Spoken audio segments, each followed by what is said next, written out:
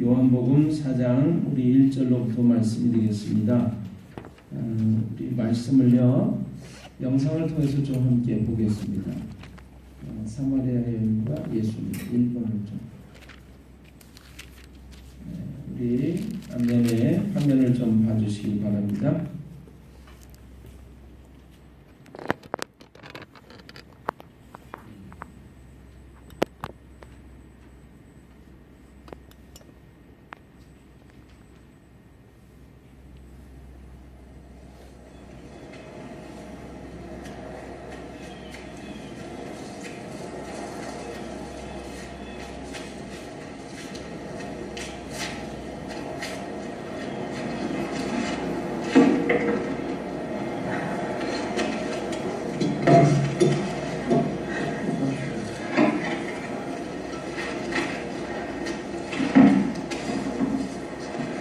마실 물 좀 달라.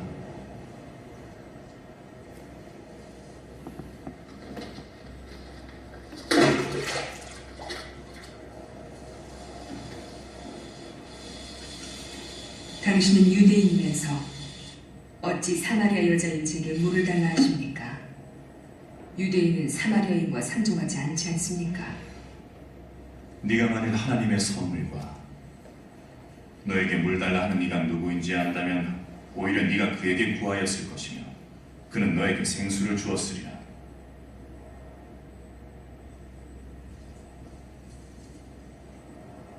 당신은 물 기를 그릇도 없으시고 이 우물은 깊은데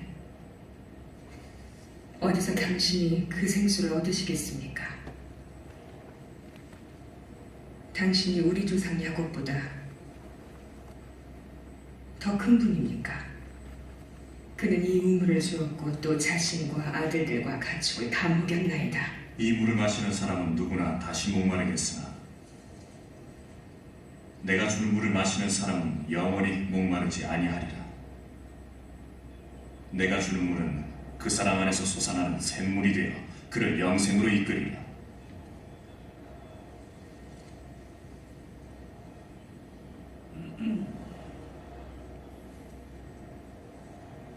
부디 제게도 그런 물을 주시어 목마르지도 않고 여기 물길로 올 일도 없게 해주옵소서. 가서 너희 남편을 불러오너라. 전 남편이 없습니다. 남편이 없다는 말이 옳도다. 너에게는 5 남편이 있었고 지금 있는 이도 원래 네 남편이 아니니 그 말이 맞도다. 주여, 제가 보니 선지자이십니다.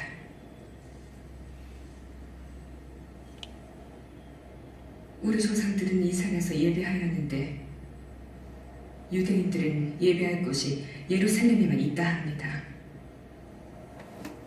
여자여, 나를 믿으라. 이 산에서도 아니고 예루살렘에서도 아니겠으나 너희가 아버지께 예배할 때가 이르리라. 너희는 알지 못하는 것을 예배하고 우리는 아는 것을 예배하니 구원이 유대인에게서 나기 때문이라.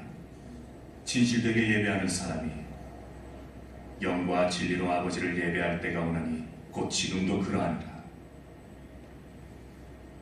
아버지는 그렇게 예배하는 이들을 찾으시느니라. 하나님은 영이시라. 하나님을 예배하는 이는 영과 진리로 예배해야 하느니라.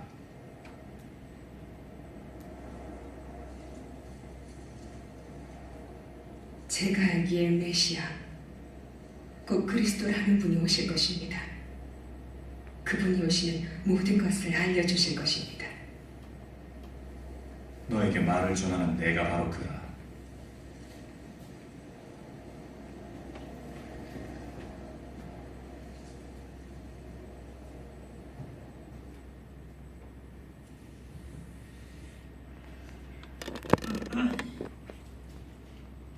내게 말하는 내가 바로 그러라 이렇게 말씀하십니다.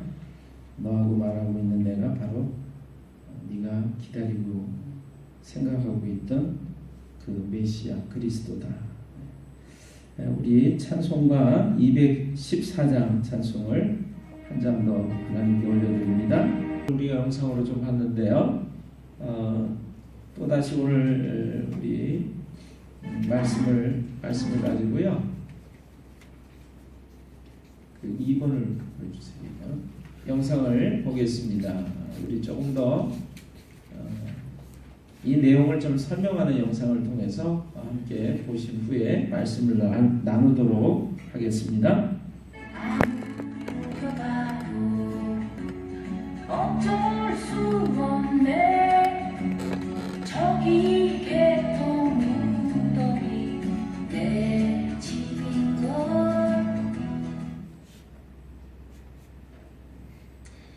이 노래가 정말 슬픈 이유는 개똥벌레의 아픔이 개똥벌레 탓이 아니기 때문입니다. 개똥벌레는 열심히 노력을 했습니다. 가슴을 내밀었습니다. 그런데도 노래하는 새들이 멀리 날아간 이유는 저기 개똥 무덤이 개똥벌레의 집이기 때문이죠.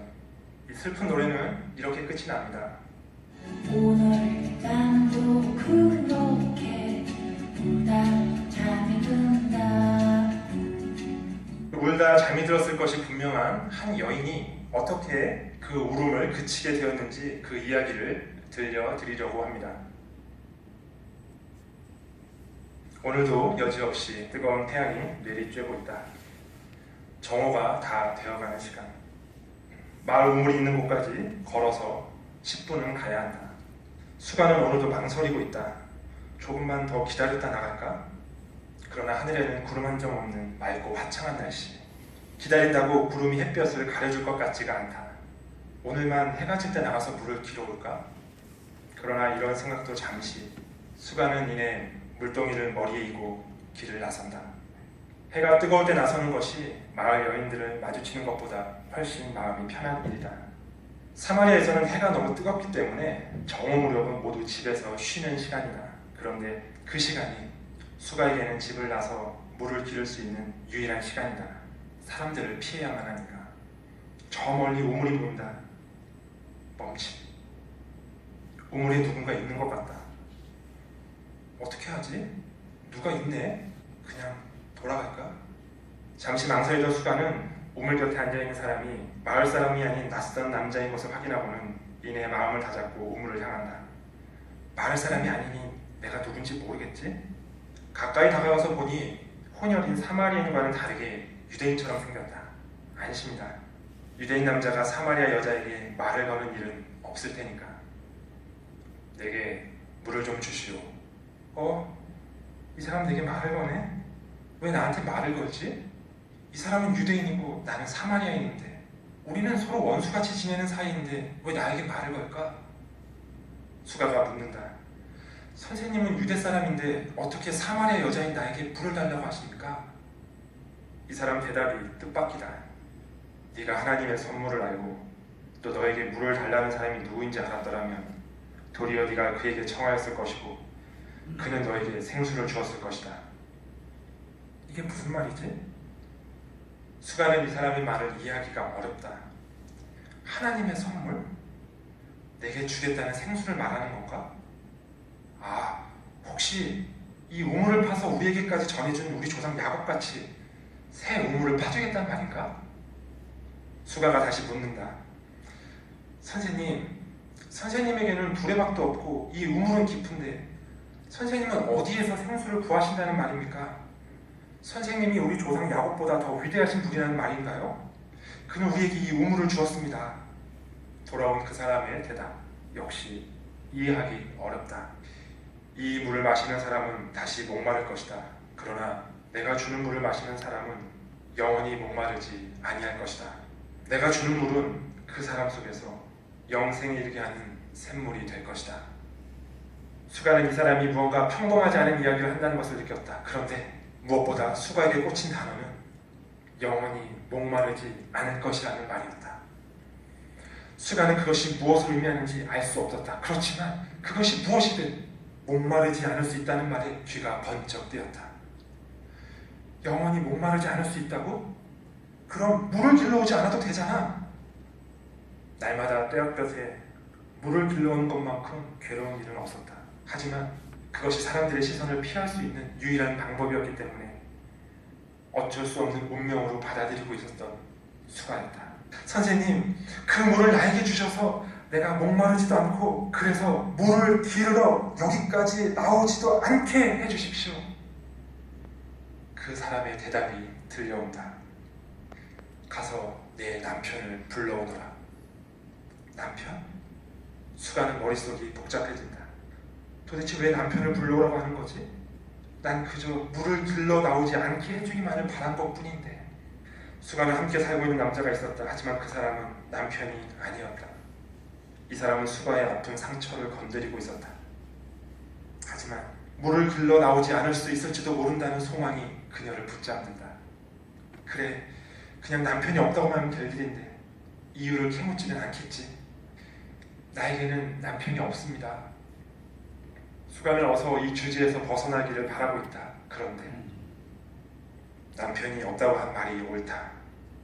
너에게는 남편이 5이나 있었고 지금 같이 살고 있는 남자도 네 남편이 아니니 바로 말하였다. 수가에게 먼저 든 생각은 변명이었다. 그녀 스스로 이 문제에 대해 피하고 싶었지만 말을 하자면 그 누구보다 할 말이 많은 자신이었다. 자신의 삶이 얼마나 기구했는지, 어쩌다 그동안 5명의 남편을 두게 되었는지, 그리고 지금 같이 살고 있는 남자가 남편이 아닌데도 왜 그 사람과 함께 살 수밖에 없는지. 수가는 이 모든 상황에 대해 변명하고 싶었다. 아니, 하소연하고 싶다. 그런데 수가에게는 더 궁금한 질문이 있다. 내가 남편이 아닌 남자와 같이 살고 있는 것을 어떻게 알았을까? 그리고 내 과거를 어떻게 이렇게 잘 알고 있는 거지? 도대체 이 사람은 누구야? 선지자. 그래, 선지자라면 나에 대해 알고 있는 것이 가능하지. 수가는 다소 확신을 가지고 말한다. 선생님, 내가 보니 선생님은 선지자이십니다. 수가는 선지자인 이 사람이 자신의 처지를 질책하지 않는 것이 신기하기만 하다. 내 과거와 현재를 아는데도, 모든 사람들이 나를 손가락질하는 것을 아는데도 이 사람은 아무렇지도 않은 듯이 나와 대화를 나누고 있다니. 상대방이 선지자라는 것을 확인하고는 이내 자신이 생각하기에 정말 중요한 문제를 묻는다. 선생님, 우리 조상은 이 산에서 예배를 드렸는데 선생님네 사람들인 유대인들은 예배 드려야 할 곳이 예루살렘에 있다고 합니다. 사마리아인들은 예배 장소의 문제로 유대인과 끊임없이 싸우고 있는 중이었다. 어떤 대답이 돌아올까? 여자여, 내 말을 믿어라. 너희가 아버지께 이 산에서 예배를 드려야 한다거나 예루살렘에서 예배를 드려야 한다거나 하지 않을 때가 올 것이다. 그런 것은 중요하지 않다. 참되게 예배를 드리는 사람들이 영과 진리로 아버지께 예배를 드릴 때가 온다. 지금이 바로 그때이다. 수가는 그 남자의 말에 심장이 쿵쾅거린다. 예배하는 장소가 중요하지 않은 때가 올 것이라고? 지금이 바로 그때라고? 예배하는 장소만큼 중요한 게 없는데, 우리 모두 예배 장소에 목숨 걸고 있는데 그게 중요하지 않다니. 만약 예배 장소가 중요하지 않다면 그 어떤 물리적인 구별이 중요한단 말인가? 유대인도 사마리아인도 남자도 여자도 그 어떤 구별도 중요하지 않단 말이잖아. 그렇다면 하나님은 나 같은 사람도 차별 없이 받아주신다는 말일까? 수가는 이 남자의 말이 사실이길 바란다. 그러나 수가에게는 확증이 필요하다. 나는 그리스도라고 하는 메시아가 오실 것을 압니다. 그가 오시면 우리에게 모든 것을 알려주실 것입니다. 뜻밖의, 아니 어쩌면 수가가 내심 기대하고 있었을지 모를 그의 대답이 들려온다. 너에게 말하고 있는 내가 그다. 내가 바로 그다. 나와 대화를 나누고 있는 이가 바로 그다. 나의 과거와 현재, 나의 기구한 팔자와 죄악된 현실을 모두 알고 있는 이가 그다. 내가 어쩔 수 없는 내 모습, 저기 개똥무덤이 내 집이어서 모두가 멀리 떠나간 내게 먼저 다가와 말 걸어준 이가 바로 그다. 내 모습을 적나라하게 알고 있으면서도 있는 모습 그대로 나를 인격적으로 존중해준 이가 바로 그다. 같은 사마리아 여인조차 손가락질하고 멸시하는 나에게 생수를 주겠다고 먼저 다가온 이가 그다. 하나님께서 어떤 물리적 구별, 서로 다른 정체성, 우월감이나 열등감, 그 어떤 것도 뛰어넘어 있는 모습 그대로 받아주시겠다고 말씀해 주셨는데 그걸 실천하여 증명하여 보여주신 이가 바로 그다. 지금 내 앞에서 그가 나를 받아주고 있다. 수가는 물동이를 버려두고 동네로 들어간다. 그녀가 그토록 피하고 싶었던 사람들을 만나기 위해. 그동안 수가가 사람들을 피해 다녔던 그 모든 이유들이 이제 수가에게는 아무런 의미도 없게 느껴진다. 수가에게는 단 한 가지, 이 사람 그리스도를 소개해야겠다는 생각뿐이다.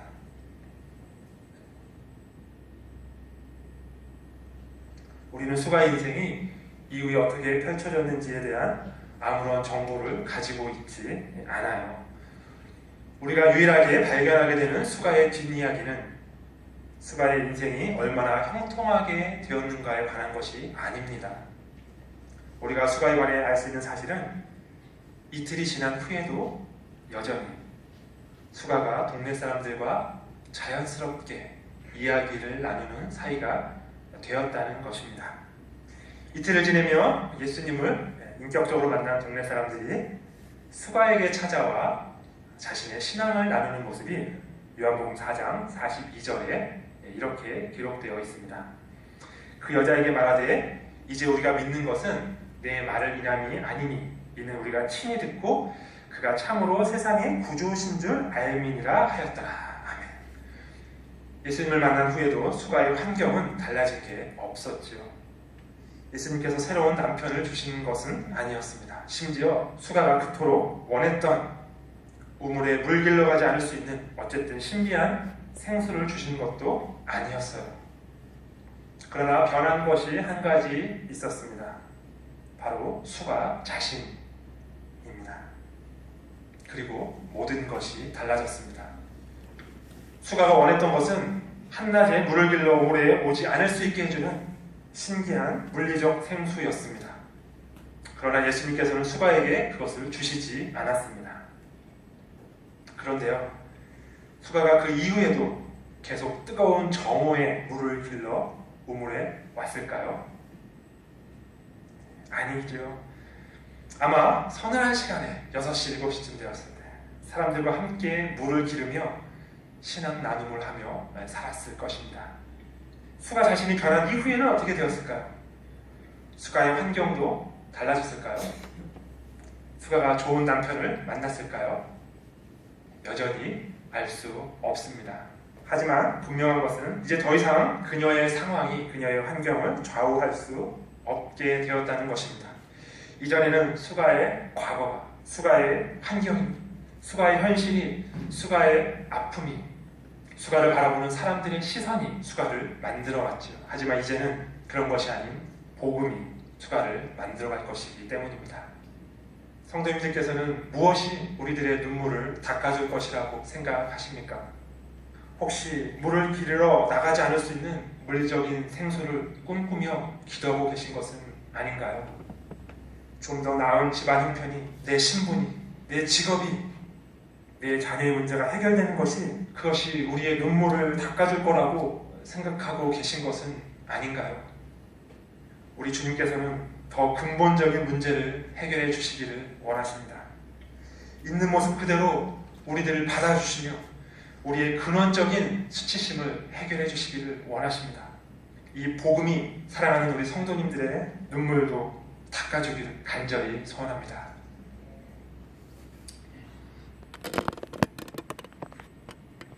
여러분, 오늘 본문의 말씀을 한번 펴보실까요? 요한복음 4장 1절로부터 말씀인데 우리 3, 4절을 한번 같이 읽어보겠습니다. 3, 4절을 같이 읽어보겠습니다. 요한복음 4장 3, 4절 찾으셨나요? 아멘. 같이 읽습니다. 유대를 떠나서 다시 갈릴리로 가실새 사마리아를 통과하여야 하겠는지라. 아멘. 아멘. 자, 사마리아를 통과하여야 하겠는지라. 사마리아를 지나가야 하겠는지라 이렇게 되어 있습니다. 예수님께서 유대를 떠나서 갈릴리로 가시는데, 갈릴리라고 하는 곳으로 가시는데 중간에 사마리아라고 하는 지역이 있습니다. 근데 사마리아를 통과해서 가야 하겠는지라라고 성경이 우리에게 말씀해 주고 있습니다. 그럼 사마리아에 특별한 사건, 일이 있는 것인가 우리가 좀 궁금하게 생각해 볼 수 있어요. 사마리아를 왜 가는 거지? 사마리아에서 무슨 사업이 있나?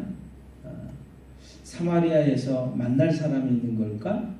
사마리아에서 예수님께서 하실 큰 어떤 사역들이 있는 것일까? 우리가 좀 생각해 볼 수 있습니다. 근데 이 성경을 이렇게 우리 이 요한복음 4장은 사실 우리가 잘 아는 내용이에요. 사마리아 여인, 우물가의 여인과 관계된 이야기이기 때문에 많이 들어봤습니다. 많이 들어봐서 저도 오늘 이 본문의 말씀으로 택할 때 이거를 아마 우리가 함께 은혜를 나눈다고 하면 여러분들 마음속에 다 아는 얘기 그렇게 쉽게 생각할 수도 있겠다라는 생각을 해봤어요. 오늘 근데 다시 한번 여러분과 제가 고민을 좀 해보려고 합니다. 말씀을 읽고 들으면서 말이죠. 자, 지금 성경을 조금 더 보시면 5절에 이렇게 되어 있습니다. 사마리아에 있는 수가라 하는 동네에 이르시니 야곱이 그 아들 요셉에게 준 땅이 가깝고 거기 또 야곱의 우물이 있더라. 예수께서 길 가시다가 피곤하여 그 우물 곁에 그대로 이제 앉아 계시죠. 근데 시간이 몇 시쯤 됩니까? 6시쯤 됐다 이렇게 되어 있습니다.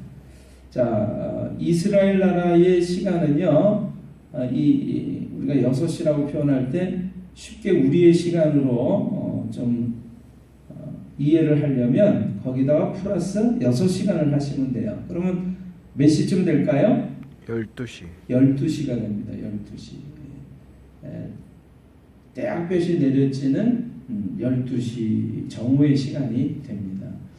우리나라도 12시에서 한 2시 사이는 굉장히 더운 햇볕이 내리쬐는 시간입니다. 무더운 여름철을 좀 생각하시면 좋을 것 같아요. 그래서 이스라엘이라고 하는 나라는 더운 나라죠. 중동 지방에 있습니다. 그래서 12시, 2시 정도의 시간은 아무도 여행을 하거나 일을 하지 않는 시간이에요. 근데 보세요.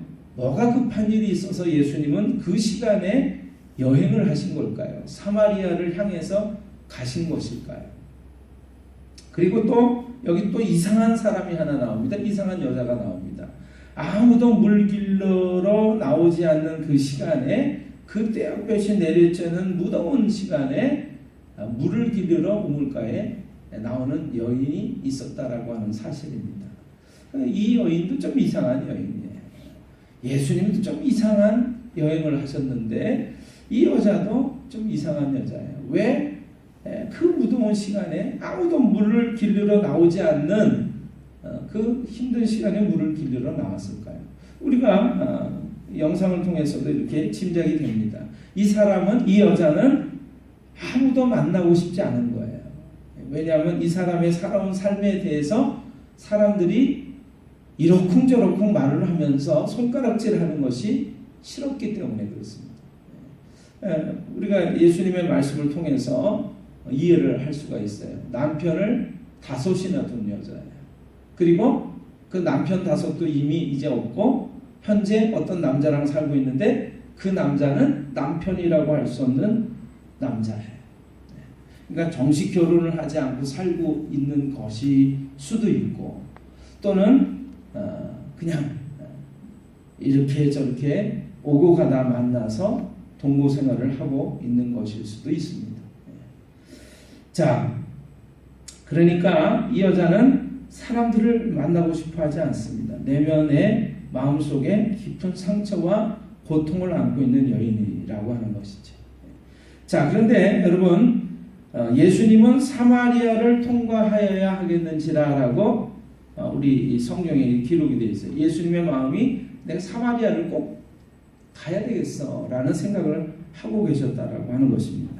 그런데 우리가 사마리아 여인과 예수님과의 대화 가운데 우리가 알 수 있는 것이 사마리아 사람과 예수님과 같은 유대인들 간에는 서로 상종도 하지 않았어요. 얼굴을 마주치고 인사를 나누고 말을 거는 행동조차를 하지 않았습니다. 왜 그러냐면요. 원래 이 사마리아라고 하는 지역이 버림을 받은 지역을 얘기를 해요. 여러분 우리나라도 남한과 북한으로 둘로 나눠졌잖아요. 분단 국가입니다. 이스라엘이라고 하는 나라도 남과 북으로 나눠졌어요.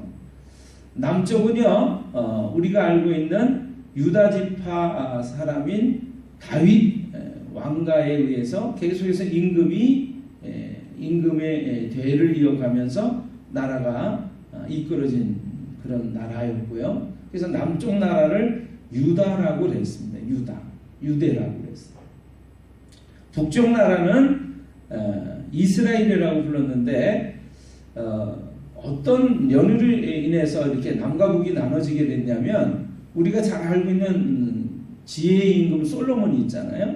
솔로몬 임금이 엄청난 큰 국가로 이 나라를 발전시켰습니다. 그런데 발전시키는 과정 속에서 백성들에게 굉장한 노역을 시켰어요. 예를 들면 성전도 건축해야 되겠고 솔로몬이 살 그 왕궁도 건축해야 되겠고 그래서 말도 많이 기르고 군사도 많이 기르고 그러면서 여러 나라와 무역을 하면서 또 후궁들도 정략적인 결혼을 많이 했습니다. 그래서 우리가 성경에 보면 후궁만 1000명이었다라고 기록이 되어 있어요.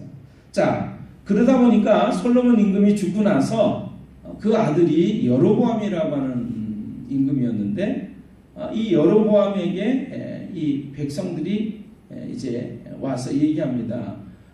임금님의 아버지인 솔로몬처럼 정치를 할 겁니까? 아니면 우리를 좀 편안하게 이렇게 다스려 줄 겁니까?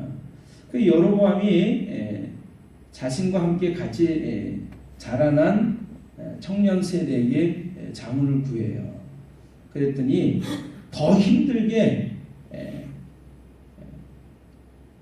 정치를 하겠다고 백성들을 다루겠다고 엄포를 놓으시오. 그래야 백성들이 꼼짝 못하고 당신을 따라갈 겁니다. 그런데 그 말대로 되어지지 않았어요. 백성들이 그 말에 분노합니다. 그래서 나라가 나눠져요. 르호보암이라는 사람이 주동이 돼서 그래서 야 너희는 그러면 너희만 나라를 이루어서 살아. 우리는 우리대로 살 거야. 그리고 떨어져 나간 것이 북쪽 나라 북왕국 이스라엘이 되겠습니다. 자, 이스라엘의 임금이 된 이 르호보암이 생각을 했어요. 하나님을 섬기는 이 우리 이스라엘 민족이 하나님께 예배를 드리기 위해서 가야 하는 곳이 어디냐면 저 남쪽 나라의 예루살렘이라고 하는 곳입니다. 예루살렘에 성전이 건축이 되어 있어요. 그러니까 하나님께 예배를 드리려면 예루살렘을 가야 되는데 예루살렘에 가면 이 북쪽 나라 사람들의 마음이 다 남쪽의 여로보암한테 남쪽 임금한테 마음을 뺏길 것 같은 거예요. 그래서 이 르호보암이 이 생각을 합니다. 야, 우리도 성전을 하나 지어야 되겠다. 그리고 눈에 보이는 하나님을 좀 만들어야 되겠어. 그래가지고 금으로 만든 송아지를 만들어 놓고 이게 우리가 이제까지 믿어온 하나님이다. 이렇게 백성들을 미혹을 시킵니다. 자, 그러다가 결국에 하나님을 기쁘시게 하지 못하는 삶을 살아가니까 이 북쪽 나라 이스라엘이 망하게 돼요. 더 북쪽에 있는 아수르라고 하는 큰 강대국에 의해서 멸망을 당하는데 멸망을 당하고 나서 다 죽고 다 그 나라로 끌려가고 남은 사람들 가운데 별로 힘이 없는 사람들, 가난한 사람들, 못 먹고 못 입고 굶주리는 그런 배우지도 못한 그런 아주 천민 출신이라고 생각할 수 있겠죠. 그런 사람들만 좀 남아있는데 그 사람들과 다른 이방 민족들 간에 이제 결혼이 이루어지는 거죠. 삶이 이루어지는 거죠. 그래서 우리가 아는 혼혈인들이 생겨납니다. 정통에서 혈통이 이제 섞이게 된 오늘날로 얘기하면 혼혈인이 된 그런 사람들이 생겨나요. 그 사람들을 사마리아인이라고 불렀습니다. 그리고 그 사람들이 살아가는 지역을 또 역시 사마리아라고 하는 지역명으로 불렀어요. 왜 유대인들이 이 사마리아 사람들과 상종하지 않는지를 아시겠죠? 너희들은 우리하고 달라 그런 거예요. 너희들은 하나님이 미워하시고 기뻐하시지 않는 그런 삶을 살다가 멸망을 당한 존재들이야. 그리고 이제 하나님의 말씀을 잊어버린 상태 속에서 아무리 너희가 노력해도 다시금 돌이킬 수 없는 별 볼 일 없는 삶을 살아가는 존재들이야. 이렇게 취급을 받은 거죠. 자, 사마리아라고 하는 곳은 그래서 사람들에게 소외되고 버림을 받는 지역이었다라고 하는 것입니다. 그곳에 수가라고 하는 마을이 있었어요. 근데 그 수가라고 하는 마을에 한 여인이 있었는데 이 여인은 버림받은 그 사마리아라고 하는 지역에서도 또 어떤 사람이에요? 그 중에서도 또 더 철저하게 외면당하고 버림받은 존재였다라고 하는 것입니다. 아마 살아가려니까 이런 모습을 해야 했는지 몰라요. 여러분, 남편이라고 하는 존재는 어떤 존재입니까? 내가 믿고 의지하는 존재죠.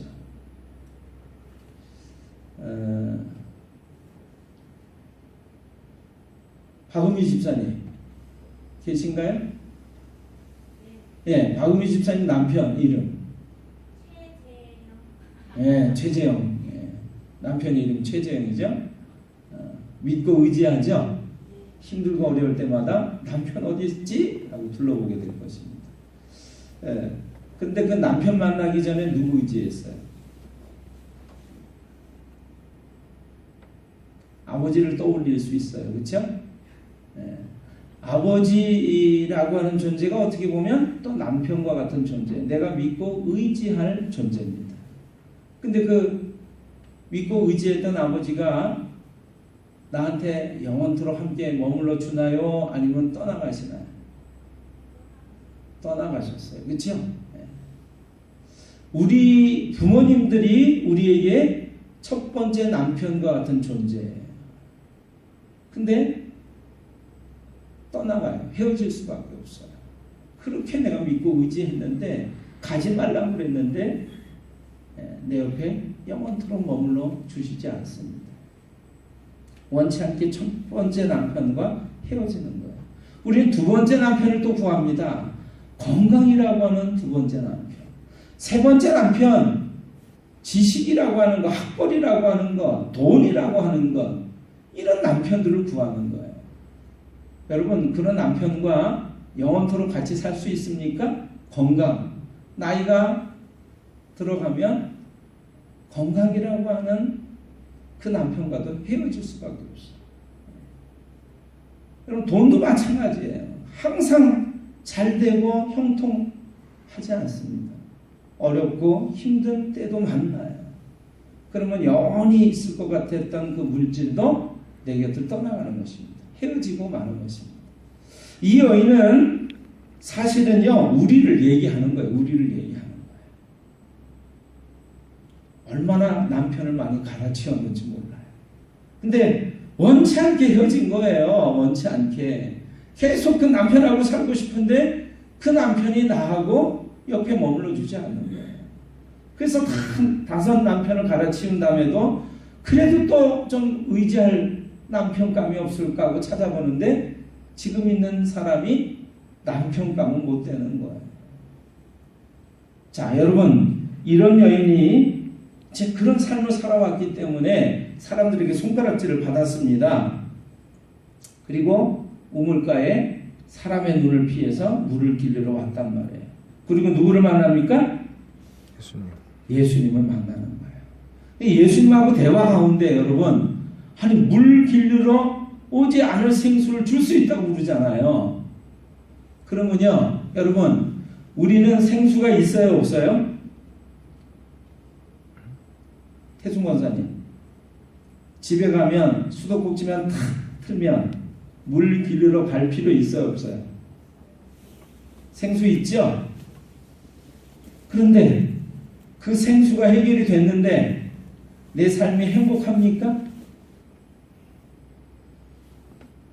꼭지만 틀면 물이 콸콸 쏟아져 나오는데 그럼 우리 삶이 행복하고 기쁘고 즐겁고 평안해야 하잖아요. 근데 왜 우리는 행복하지 않은 거죠? 이 사마리아 여인은 생수를 그렇게 구했는데 우리에게는 이미 생수가 있어요. 즉 외부적으로 보이는 생수가 우리의 행복을 보장해 주지 않는다라고 하는 것입니다. 우리에게 생수가 있다고 해서 사마리아 여인에게 생수가 주어졌다라고 해서 물리적인 생수입니다. 꼭지만 틀면 물이 콸콸 쏟아지는, 사람들을 만나러 가지 않고도 편안하고 안락함을 누릴 수 있는 그 조건이 주어진다고 해서 행복해지지는 않는다라고 하는 것입니다. 그 사람이 바뀌어지지 않는다라고 하는 거예요. 여러분, 이 사마리아 여인하고 예수님과의 대화 가운데 여러분, 예수님이 참 그 여인의 아주 깊숙한, 배고 깊숙이 숨기고 싶은 그 사실을 끄집어내잖아요. 그게 뭐예요?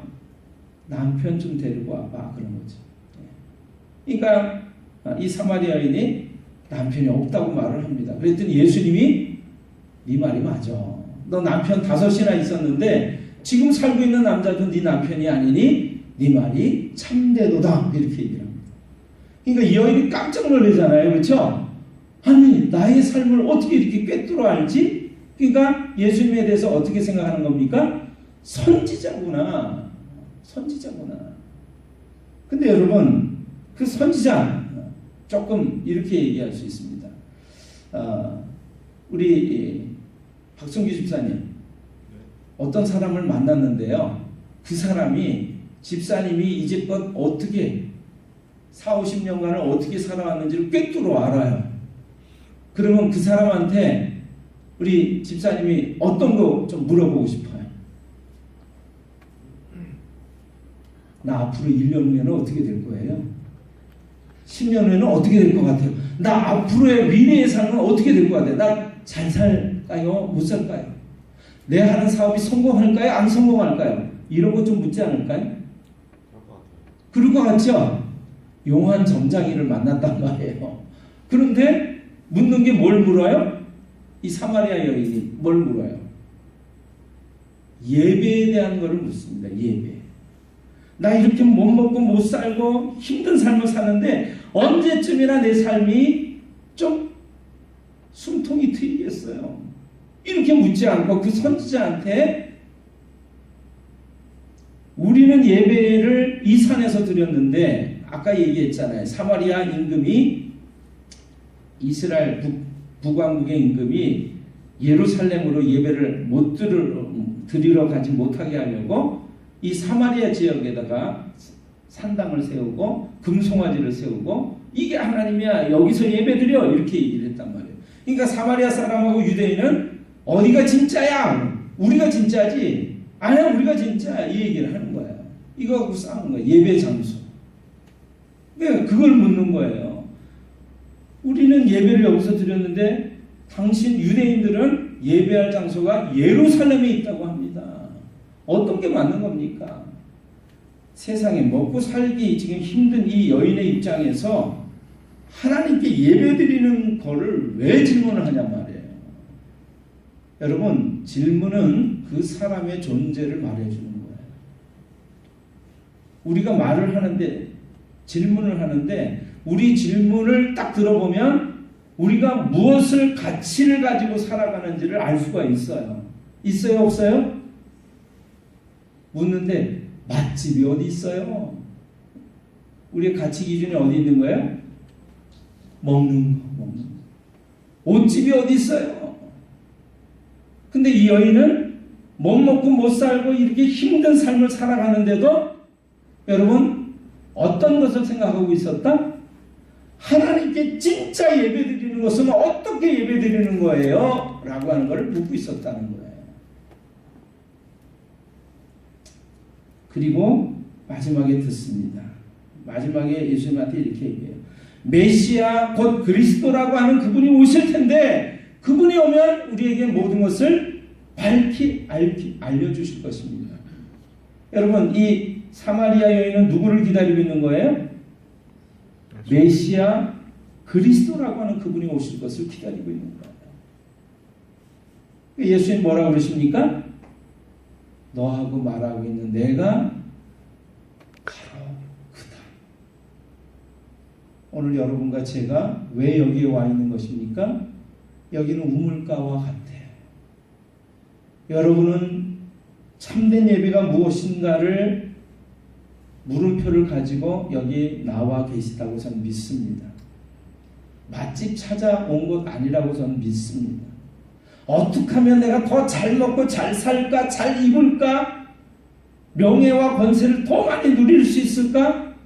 그렇다면 여러분은 잘못 오신 거예요. 하나님은 그런 것들을 주시지만 그것을 위해서 존재하시는 하나님이 아니기 때문에 그래요. 우리가 왜 살아가야 하는지, 하나님의 뜻이 무엇인지를 먼저 우리에게 가르쳐 주기를 원하시는 하나님이신 줄로 믿습니다. 아멘. 그러니까 이 여인은 이제 부끄러움이 없어졌어요. 물을 길르러 왔던 물덩이를 버려두고 그렇게 부끄러워서 만나고 싶지 않았던 사람들에게 달려가서 말을 하는 거예요. 와보시오! 나의 삶의 모든 걸 알고 말하고 있는 이분이 메시아가 아닙니까? 그리스도가 아닙니까? 그러면 사람들이 만나고 그리고 예수님과 이틀 동안을 유하면서 그분을 통해서 삶의 이유와 목적을 발견하는 거예요. 메시아를 만나는 거예요. 그러니까 사람들이 얘기합니다. 이제 우리가 그분을 믿는 것은 너의 말 때문이 아니라 우리가 직접 그분을 만나보니까 이분이 메시아 그리스도라는 사실을 알았기 때문이야. 근데 그 얘기를 하는 것은 그렇게 보고 싶지도 않고 손가락질했던 그 여인에게 우리의 인생의 길을 메시아 그리스도에게로 안내해준 그 여인에게 고백하고 있는 거예요. 이 여인은 인간관계가 해결이 됐다는 얘기입니다. 여러분, 물리적인 생수, 물이 있다고 해서, 옷이 있다고 해서, 돈이 있다고 해서, 명예와 권세와 지식이 있다고 해서 우리가 행복해지지 않고 내면 속에, 마음 속에 문제와 아픔이 해결이 될 때 진정 행복하게 되는 줄로 믿습니다. 하나님을 만날 때 그것이 해결되는 거예요. 이 여인은 그분을 만난 순간 해결이 된 거예요. 그가 좋은 남편을 만났을까? 더 행복하게 살았을까? 안 살았을까? 중요하지 않습니다. 그의 삶은 더 이상 옛날의 삶이 아니게 됐다는 사실이에요.